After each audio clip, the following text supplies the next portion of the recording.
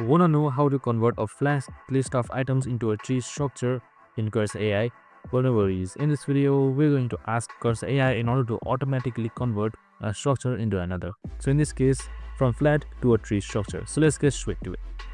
First things first, simply open up your Cursor AI application, and I have this C# code with me right here. So we have also created various videos regarding Cursor AI, so make sure to watch it.